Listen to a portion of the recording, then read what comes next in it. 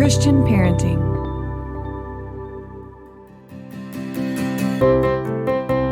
Welcome to the Bible for Kids podcast with your hosts, best-selling children's author Amy Parker and author and co-creator of VeggieTales, Mike Naraki. If instilling biblical values in kids is important to you, this podcast will give you the resources, wisdom, and hope to do just that. Now, let's join our hosts, Amy and Mike, for this week's episode. Welcome back to the Bible for Kids podcast. I'm Amy Parker. And I'm Mike Naraki. And today we are so pleased to welcome Dorena Williamson. But we like to start each Bible for Kids episode with a Bible verse. So Mike, do you have one for us? I do. And it comes from Genesis 1, 26 through 27 in the NIV. Then God said, "Let us make mankind in our image, in our likeness, so that they may rule over the fish of the sea and the birds of the sky, over the livestock and all the wild animals, over all the creatures that move along the ground." So God created mankind in his own image. In the image of God, he created them. Male and female, he created them. Dorena Williamson is a bridge builder, a speaker, a writer, and a worship leader who knows the power and beauty of racial awareness. She and her husband, Dr. Chris Williamson, planted Strong Tower Bible Church in Nashville, Tennessee, and have spent more than 20 years ministering to its richly diverse faith community. Dorena and Chris have 4 children. Dorena, welcome to the Bible for Kids podcast. Oh, I'm so honored to be here speaking with both of you today. Oh, thank you, Dorena. It's such a pleasure to have you on. And, we normally talk to authors about their upcoming releases, but you've done a trio of books released over the last couple of years that are especially timely right now. And we'd love to talk to you about your books, colorFULL, thoughtful, and Gracefull. And I think the first release was colorFULL with the logline, "Why be colorblind when we could be colorful?" Can you give us a short synopsis of the story of that first book? Yes. So colorFULL was my response to the rhetoric that I had heard for so many years as a faith leader in a multiracial church context. Often I would hear in our church and just in Christian society at large, I'd hear parents say that they were teaching their children not to see color or that they were colorblind. And they said it with a sense of pride. And it always sort of frustrated me. But as the years went on, and especially in these recent years with the unrest we've seen, racial unrest in particular, I got agitated and I thought that is not helpful. I have 4 Black children and I want you to see their color because that is part of the glorious design, to speak to the beautiful verse you read. We all were made in the image of God. And so I thought, well, if that's not helpful, how can we give a corrective? And so colorFULL was my response to that, to say, hey, let's replace colorblind rhetoric with a colorful celebration, because we teach children from the time that they're little about all the colors around them. And so let's also teach them intentionally that their skin color is part of God's design. Absolutely. Right. It's intentional. It's part of who they are, and it's part of how we can see each other. Yes. And who wants to see the world in grayscale? God made so many gorgeous colors out there. And so why would we choose not to see them? So that's exactly right. Yeah. And so tell us a little bit about the story of Imani and Kayla. Well, I wanted to show something that was dear to my heart, and that was a lived experience of mine. And that was a friendship between girls of 2 different races, and they're comfortable with one another. They enjoy playing together. We include Imani's little brother, Christopher, and they're doing things that kids love to do. They're playing with bubbles and they're ready to, climb trees and just enjoy exploring outside. And so I wanted that to give representation of the friendships that many children today are experiencing. For those who don't have them, I wanted them to see, that literary window of, wow, these 2 children look different, but they're enjoying one another, and to desire that. And so it was important for me to give that specific representation of 2 girls who are comfortable with one another. They enjoy one another, even the intentionality of having, Kayla, who's white, learning from a Black grandmother, again, as an opportunity for kids to see that we can learn from so many of the beautiful people that God puts in our life. Yeah, and you touched on this a little bit, but maybe elaborate on why it's so important that young children understand God's creativity in creation, being colorful instead of colorblind. And, how can this story help them understand that message? Well, Genesis is the first book of the Bible. And so for so many of us who are intentionally teaching the word of God to our children, their Bible stories start there with the creation account. And, when you go through each day of creation and you think about how God reflected color in creation, from light being created, and not one of us who gets to enjoy a sunrise or a sunset would ever think of being colorblind. We appreciate all of those hues and how every day God shows his faithfulness literally through that light. And then, through the animals and through the vegetation, all of these things, God created so much variety even. I think I calculated billions of species of spiders and some of those little critters that I don't particularly love. But we could have done without the mosquitoes, right? Oh my gosh, we could have done with a whole lot of species. If I were the creator, I may have done some things differently, but I was not. God had infinitely better design, and yet we see diversity in the multiplicity of all of these things that God made around us. And we teach young children, we teach our babies to celebrate those things. So I wanted Colorful to be an additional tool for parents, for grandparents, for aunties and uncles, for children's leaders, to incorporate in that teaching that our skin color is also a part of God's design. And I think it's a helpful tool because for a lot of people, particularly I will say for white people who haven't always been as fluid in conversing about race, Colorful has been helpful to say, include it in those conversations about intentionality, about seeing color, about appreciating God's design. Include our skin color because this is how I glorify God. It's not a oops, it's not a uncomfortable sort of, let's just put that aside. No, see me for who I am because God made me this way. And again, Genesis tells us that we were made in the image of God. And I reflect that image with my brown skin and every other skin shade that people have. So just incorporating those things in conversation and in those basic teachings at home, at church. And I think when people grasp that, it's sort of a aha moment, like, oh, yeah, okay, I can do that. I can start with my babies and with my young children and let that be a foundational part of them understanding who God is and the work that he's done in each of us. And I think that's so important too, coming from you. Like you said, white people who aren't so fluid in these conversations. We've been told that certain things are offensive and then certain things, and so sometimes we just don't talk about it so that we don't offend. There's no malice there. It's just, we don't know what to say that sounds right. So we need your voice and voices like you telling us, this is okay. This is something to celebrate and this is how you address this. So I feel like this is such a valuable tool for everybody, and particularly for us to know how to address and talk about race in a way that is comfortable for everyone. But anyway, so moving on to thoughtful, speaking of created in the image of God. So in thoughtful, you tackle another topic of kids who have special needs. And just accepting and loving those, again, who may not look or sound exactly like us. So tell us the story behind Thoughtful and how you approach this topic.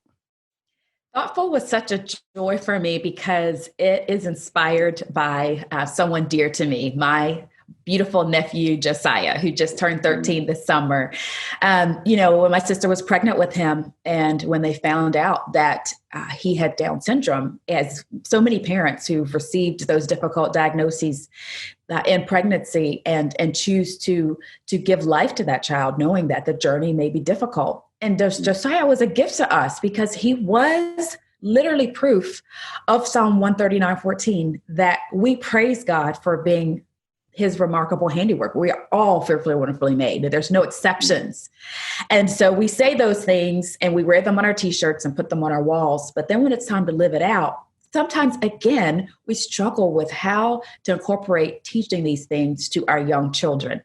So, my passion is giving conversational opportunities in picture books. And I'm grateful that, our lead character, Ahanu, who also has Down syndrome like my nephew, he's also a Native American little boy. So continuing to give racial representation, really helping kids champion those who sometimes are left behind or left out. And so Ahanu is the hero of the story. And I wanted him to have that opportunity to sort of be the one that kids look up to.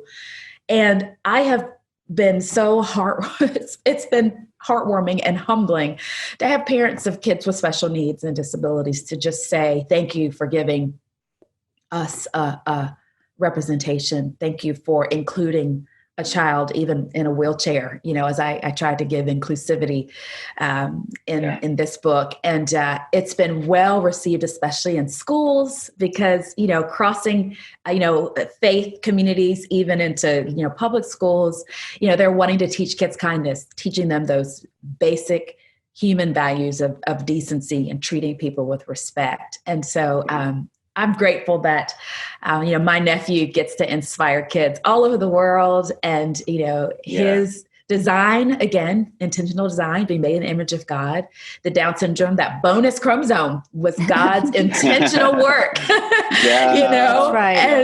and to really, in the faith community as well, families that is part of their story often, I have learned as a first lady that those families struggle to come to churches. They struggle often because, there's not that understanding, and kids aren't given language to know how to approach and know how to interact. And so schools often do a great job with that. And so I wanted to help us in the faith community, get some language and get some know-how so we can appreciate that we're all part of one body and we have those different parts. Well, yeah, I was gonna make that observation too, because it's so important to teach kids that at an early age. My wife, for a number of years, was a special needs educator involved in inclusive classrooms where they would bring kids with special needs into regular classrooms, and she was always so just heartwarmed, just how the kids rallied around, the child with special needs, and they all became really great friends and great buddies, and they would stick up for their friend and everything. And when they are exposed to that at such an early age in the preschool years, they take that with them for the rest of their life. And so if they can have more of those experiences early on, that's going to give them more empathy carrying on. Absolutely, and empathy is so important for children to learn. And often as adults, we try to figure out how do we teach children that value. And, the Bible gives us such a great image when Paul talks about being one body with different parts. And, kids tend to think that difference is bad.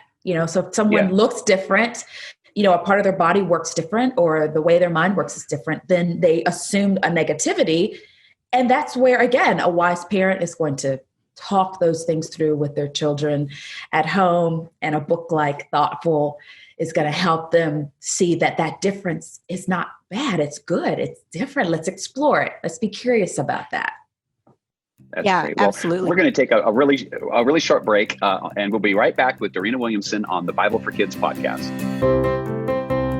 Get swept away by God's awesome story with the Epic Bible. This graphic novel-style Bible features dramatic illustrations created by some of DC and Marvel's best comic book artists. Whether someone is reading the Bible for the first time or looking for a fresh perspective, the Epic Bible's cinematic storytelling will make God's Word come alive and reveal His redemptive plan for all humanity. Perfect for teens, comic book fans, and graphic novel readers. The Epic Bible, God's Story from Eden to Eternity. Available for pre-order wherever books are sold. Imagine a world where children of every hue know they are equally created in the image of God. This, friends, is God's heart revealed in His Word. A quote from Dorena Williamson. In her beautifully illustrated book, ColorFULL, author Dorena Williamson tells the story of two best friends who are learning to celebrate their different skin colors. As they look around them at the amazing colors in nature, they can see that their skin is another example of God's creativity. This joyful story takes a new approach to discussing race. Instead of being colorblind, we can choose to celebrate each color God gave us and be colorful instead. This book includes a parent connection, an easy tool to help you discuss the book's message with your child. You can also visit www.bhkids.com for a free, colorful, downloadable activity journal to help you and your kids grow deeper in your faith and understanding of kingdom diversity. colorFULL is available wherever books are sold. Hey, Bible for Kids listeners, we're always looking for ways to give away free resources for you to use with your kids. So look us up on social media and find out what's going on our Instagram and Facebook page at The Bible for Kids. Welcome back to the Bible for Kids podcast, and we're speaking with Dorena Williamson. So Dorena, we've talked about colorful and thoughtful, and then your third book is Gracefull, about showing grace to those in need. And that seems particularly timely too, because I think we all need a little bit of extra grace right now. I am schooling a child at home. It's not homeschooling, it's distance learning, but he's a teenager, and we need a little grace from our kids, from our teachers, to give to our teachers. But anyway, Gracefull centers around Hope and Anna. And so tell us how their story plays out and how this tells us a message about grace. Well, I love the word grace, and I agree with you, Amy. I had a daughter at home doing distant learning, and she's just returned to on campus. But we all, parents working from home, all of us need a new coat of grace, a fresh coat of grace. And thankfully, grace is something that God showers on us. And again, I wanted to use that image of the rain and of grace being something that grows, because the Bible speaks of us growing in grace. So it's something that's active. And so to sort of contrast the idea of, meritocracy of if you work hard, you will get certain results. I wanted to give kids a story about a family that found themselves in a difficult chapter, specifically a chapter of homelessness. And Gracefull for me was sharing about a subject that God confronted my heart's bias with.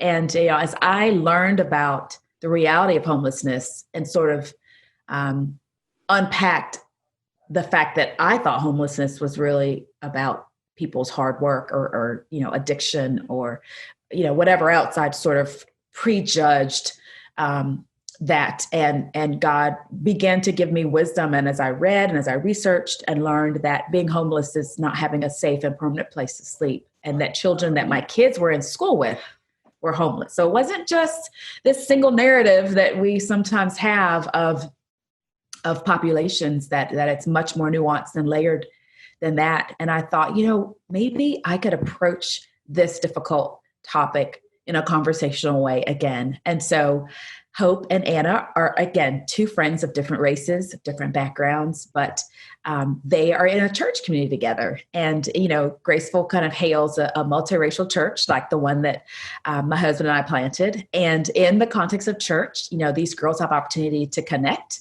And, Hope is a curious little girl, like a lot of our kids, that ask questions. And the pastor mentioned lifting up a family, and she's trying to understand that. And so her family goes to volunteer and, volunteers at the homeless shelter that Anna's family is in. And so I just then wanted to unfold a story about lifting others up and learning that God showers grace on all of us, and that grace is meant to be shared so that we can all be graceful. So, instead of they have and I don't have, that sort of idea of those who have less and those who have more, I wanted to sort of give us this foundation of God's grace is given to all of us. And how do we share that with others? And it's been fun to converse with kids about that. I remember one little boy said, well, if you have 2 houses, then you can share a house with others. And I thought, well, for sure. I was thinking more about sharing toys or groceries. But hey, if you do have a couple houses, Well, there's the Bible verse, tunics, houses, whatever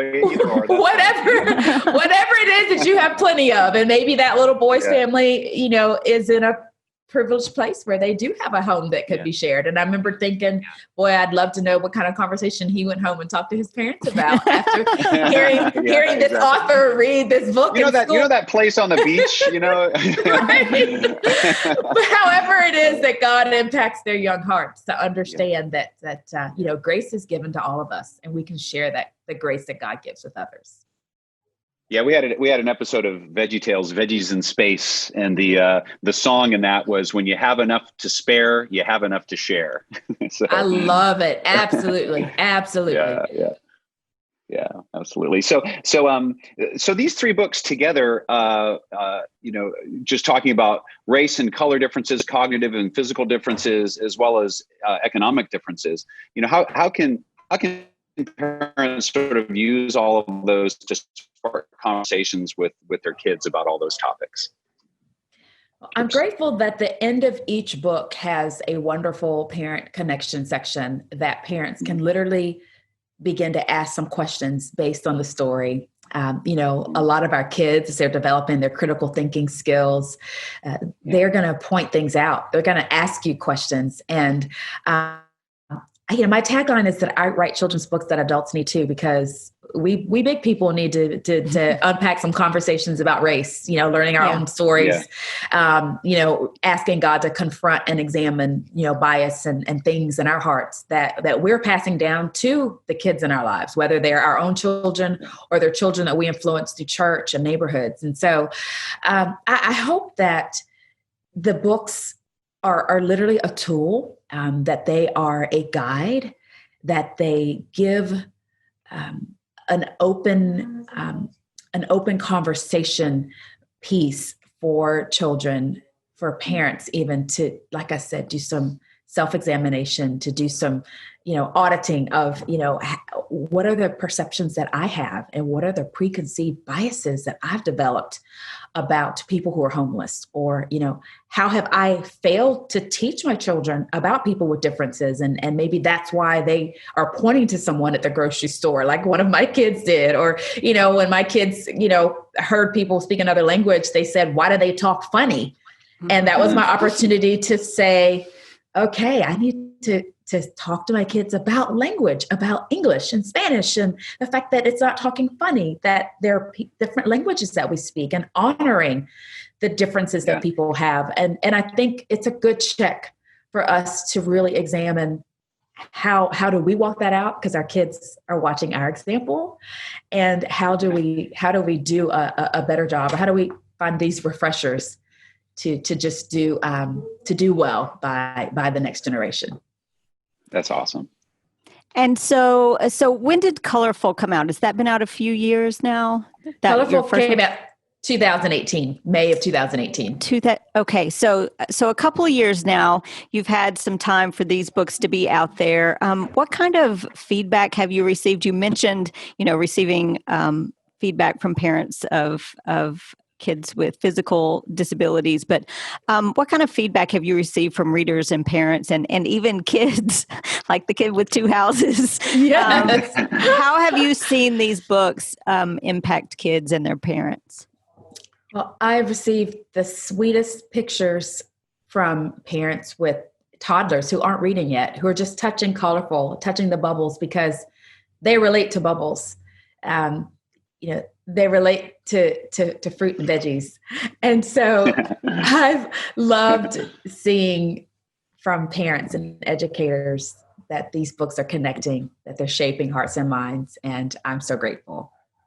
Yeah. Well, go ahead, Amy. I was just going to say, I just can't imagine the kind of impact. I would imagine that you wouldn't even know the kind of impact that these books are having, the ripple effects of these seeds that you're planting early on.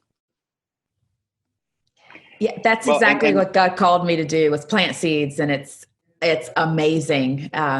Amazing to hear just little bits of how those seeds are getting planted in young hearts, and the little bits of the harvest that they're seeing. I'm so grateful. Well, and full is such a great suffix, and it makes me wonder: do you have more full ideas in the works? Coming up. Well, I definitely had more full ideas. I actually had a whole classroom of students at one school I spoke at. These kids just started telling me, you should write some more full books. And they started giving me lots of ideas. And then their teacher even anything but awful, right? Yeah, we don't want awful. So I love that it spurred kids on. I don't have any more full books. I have other projects that are in the works, but I've loved seeing kids really grab a hold of that idea of what should we be full of, and what can we do with that. And so they've taken it a run, and they've, this class sent me their stories that they wrote about being full of this and being full of that. And I love that creativity. It blessed my heart. So, you've got fan fiction. You've got fan fiction happening. That's great. Yes, which is every author's dream, right? Amazing. That's awesome. Okay, so we're going to take a short break, and we'll be right back with Dorena Williamson on the Bible for Kids podcast. Give generously, save wisely, live appropriately. Don't you wish you knew how to handle and manage your money better when you were a teenager? Do you want to provide the teens in your life with a tool to help them better prepare for the future? In the Money Challenge for Teens, author Art Rayner introduces readers to some fictional young friends who are navigating financial waters and learning how God would want them to face college choices and car loans and thoughts about retirement. Yes, even as a teenager. While reading about the fictional friends' steps and missteps, readers will learn simple, practical lessons and adopt real-life goals to start their journey to a healthy and godly financial future. And check out Art's other titles as well: The Money Challenge, The Marriage Challenge, and Find More Money, all available everywhere books are sold. Author April Graney is back with her new kids' book, The Marvelous Maker. For a limited time, buy The Marvelous Maker at Lifeway.com and receive The Marvelous Mud House for free. Here's a taste of the book. The beginning was good. All was as it should be for Adamus and Genevieve, until dark desire filled their eyes, and they gave in to the tricky tempter's lies. But the Maker heard their cries and humbly took on flesh, vowing to the tempter, I'm not finished with you yet.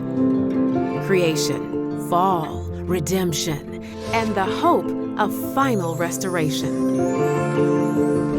The Marvelous Maker by April Graney, available everywhere books are sold.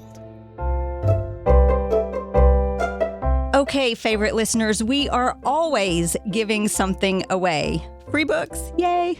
So to win, check out our instructions on Instagram and Facebook at The Bible for Kids, and just look for the Bible for Kids podcast at Google or wherever you listen to your favorite podcasts. And we are back on the Bible for Kids podcast. We're speaking with Dorena Williamson. Right before the break, you were sharing with us a little bit about reader responses and what type of impacts your books have had. Do you have any other stories to share around that? Yes. So one of the dearest stories that I had was being invited to go to our local Vanderbilt Children's Hospital. Oh, and, yeah.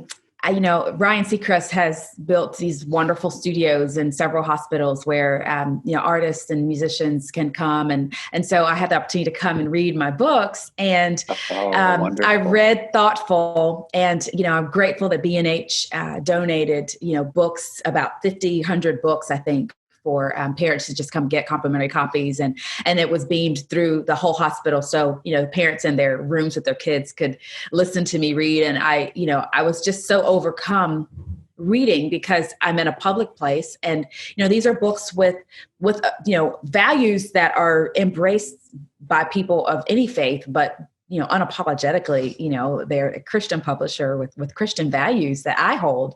And so it was humbling to think that, I may never know who's watching this. I don't know what hardship that family and that child is walking through, but how humbling that I have the opportunity to share a story with empathy that gives them representation. And, parents could come in and sit with their kids while I read, and a mom wheeled in her little guy, and he was in one of the smallest wheelchairs I've ever seen. He was, I'm sure, a preschooler. And as I signed a book for him, she just leaned into my ear and said, "Thank you for including a child in a wheelchair in your book." And I mean, it was all I could do to continue signing, because I just thought, I wrote this for her.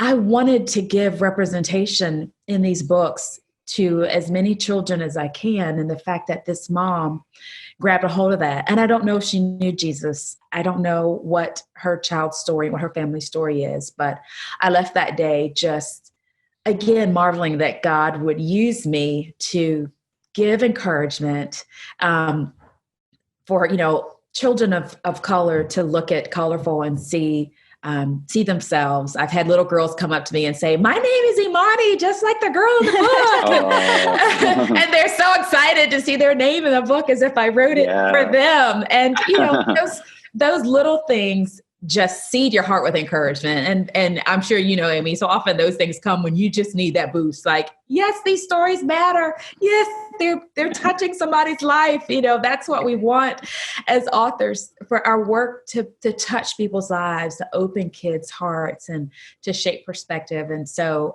I am so humbled every time I get, even last night, a text from a lady I've never met that just said with tears, "Thank you. I'm reading these books with tears." And they, my son just got diagnosed with a disability, and it's hard. And then we have a multiracial family. And so I feel like you wrote thoughtful and colorful for my family. And I just thought, oh Lord, that you would use me. I'm so grateful, so privileged to be a part of God's work.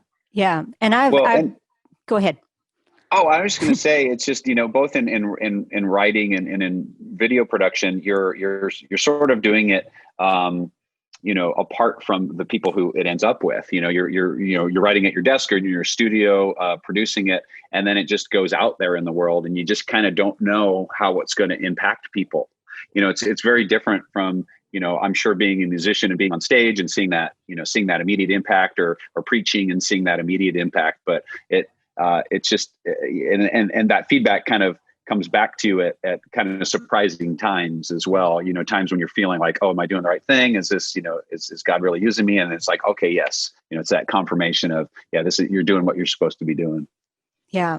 And I've been in that studio that you're talking about at Vanderbilt, and you walk in and you're like, oh, this is the Ryan Seacrest studio, and look at all the lights and the cameras, and look at this super cool desk that you get to sit by. And then the kids come in, and all of that is just blown.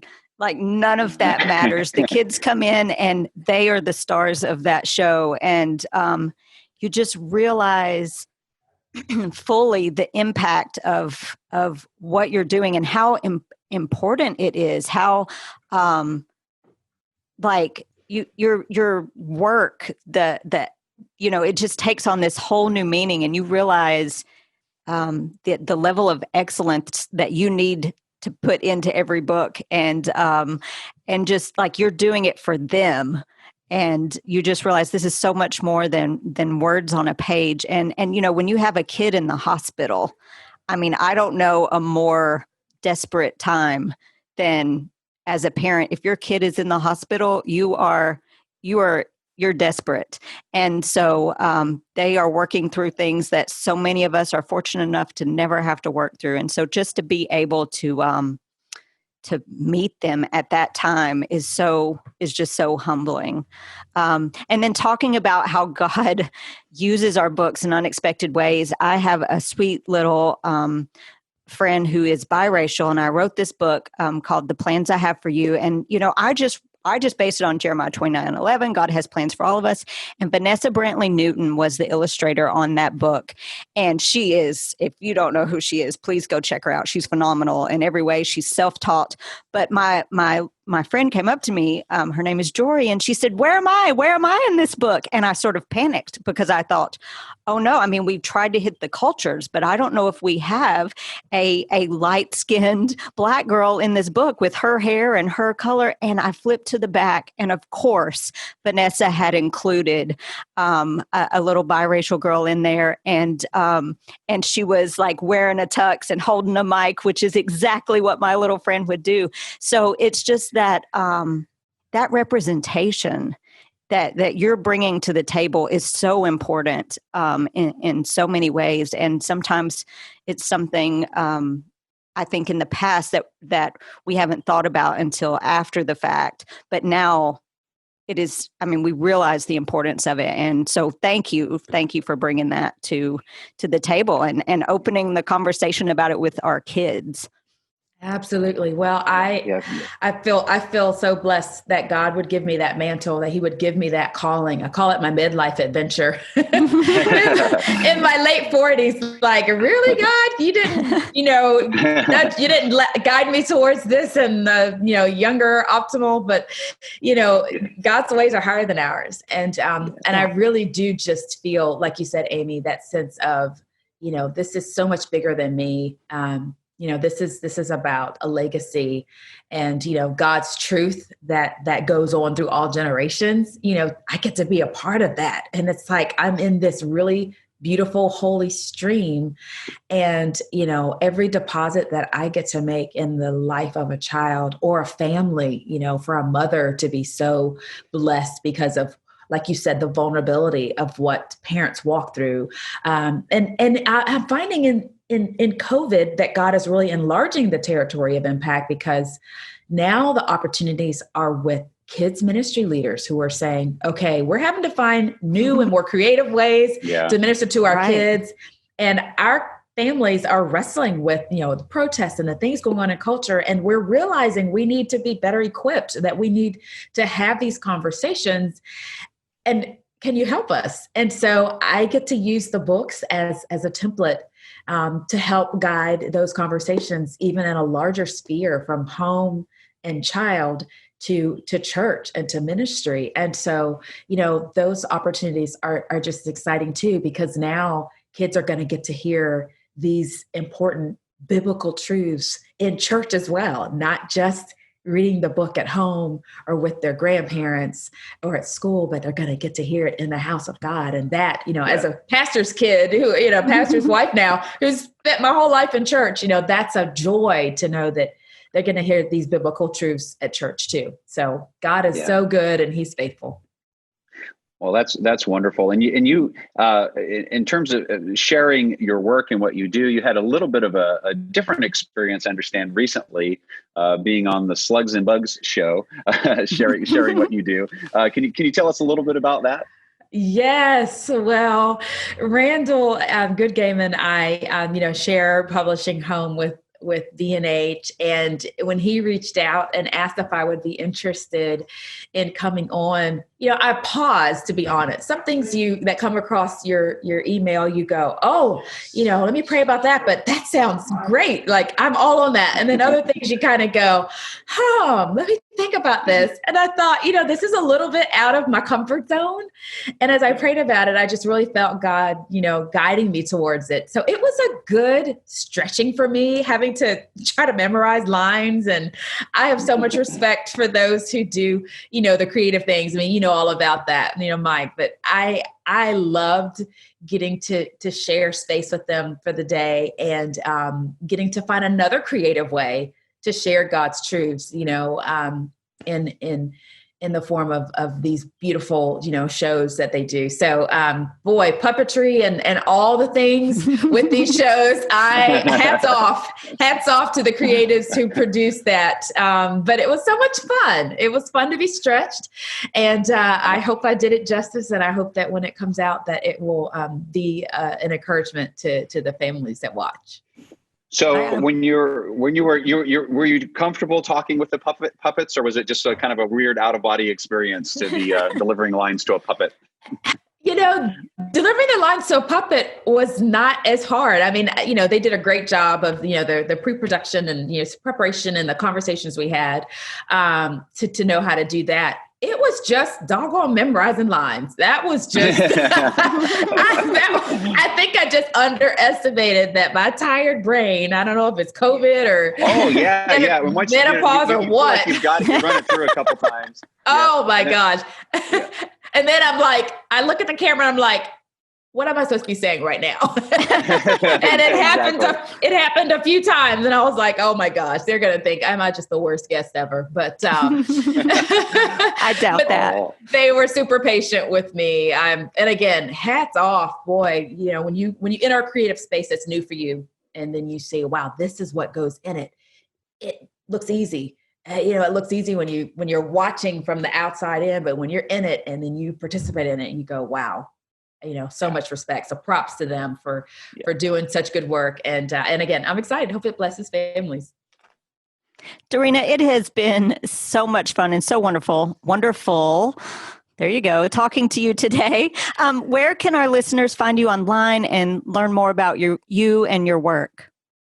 I'd love for listeners to connect with me on my website, DorenaWilliamson.com, and continue engaging with, these stories. If there's questions and comments, always love to hear those. And then I am very active on Instagram at Dorena Williamson.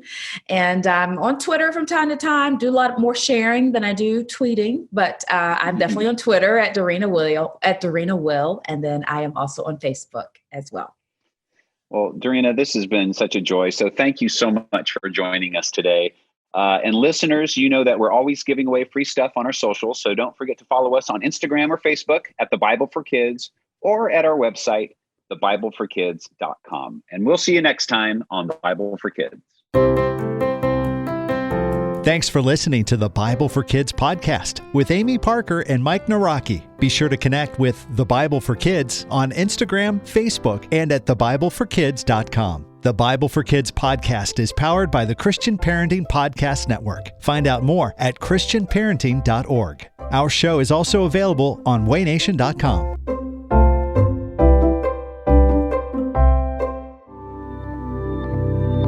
Christian Parenting.